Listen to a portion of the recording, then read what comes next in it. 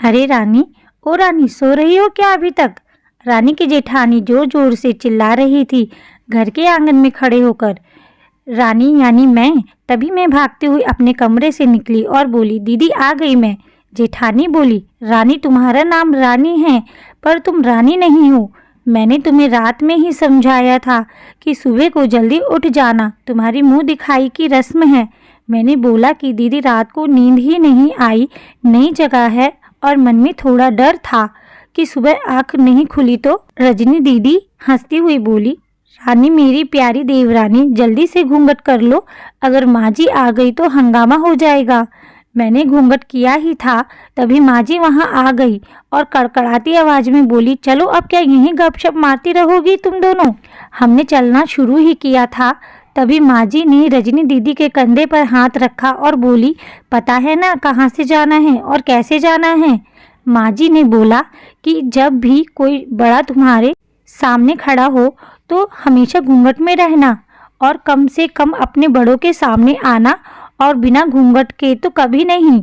रजनी दीदी कुछ बोली ही नहीं, बस अपना सर हिलाकर हाँ बोल दिया। मैंने भी बस अपना सर हाँ में हिलाया। माँ जी के जाने के बाद मैंने पूछा, रजनी दीदी आप तो स्कॉलर हो और इन सब चीज़ों को कैसे निभाते हो? रजनी दीदी मुस्कुराई और बोली कि मैं थारे जेठ जी से बहुत प्यार करती हूँ, इसीलिए अभी तक चुपचाप सब चीज़ें निभा रही हूँ। मैं कुछ नहीं बोली और चुपचाप रजनी दीदी के साथ घर के बाहर वाले कमरे में जाकर बैठ गई। वहाँ पर एक पड़ोस की आंटी जी बैठी थी।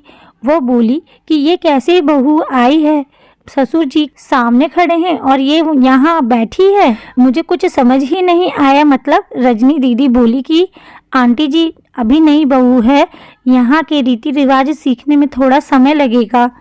रजनी दीदी मुझे वहाँ से उठाकर मेरे कमरे में छोड़ गई।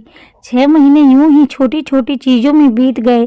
फिर एक दिन मैं राहुल के साथ साड़ी लेने गई। राहुल का फ़ोन आया और वो दुकान से बाहर बात करने चला गया। साड़ी की दुकान पर मैं बेधड़क होकर साड़ी देख रही थी, तभी साथ में बैठे हुए अंकल जी खांसे। एक बार, फिर 2 बार, फिर 3 बार।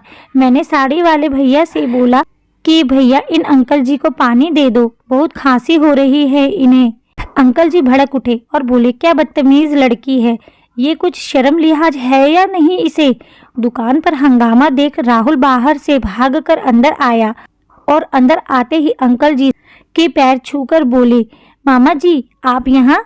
मैं घबरा के दुकान से बाहर निकाल आई, एक लंबा घूंघट करके गाड़ी में बैठ गई।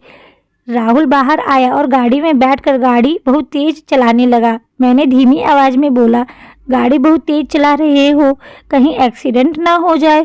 हम घर पहुँचे ही थे कि तभी माँ जी जोर जोर से चिल्लाते हुए बाहर आई, देखो आ गई ये रानी साहिबा, खानदान की इज्जत मिट्टी में मिलाकर। तभी रजनी दीदी आ गई और बोली, माँ जी मेरे शादी को 6 साल हो गए हैं, मैं अभी तक मामा जी को नहीं जानती, ये कैसे जानेगी?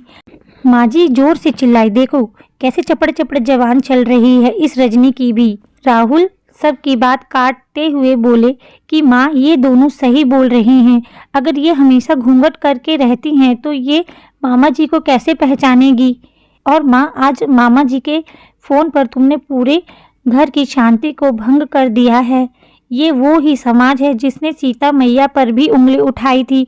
पिताजी और जेठ जी ने भी अपना पक्ष राहुल के साथ ही रखा। माँ जी थोड़ी देर सोचने के बाद वापस रजनी दीदी और मेरे पास आई और बोली कि तुम दोनों को अपनी मर्यादा पता है, मुझे उम्मीद है कि तुम कभी भी मेरा सिर शर्म से नीचे नहीं झुकने दोगी। हम एक ही परिवार के सदस्य हैं, हमें हमेशा साथ रहना है, अच्छा वक्त हो या बुरा वक्त, हर सदस्य को अपनी मर्यादा पता है। माँ जी ने मुझे और रजनी दीदी को गले लगा लिया।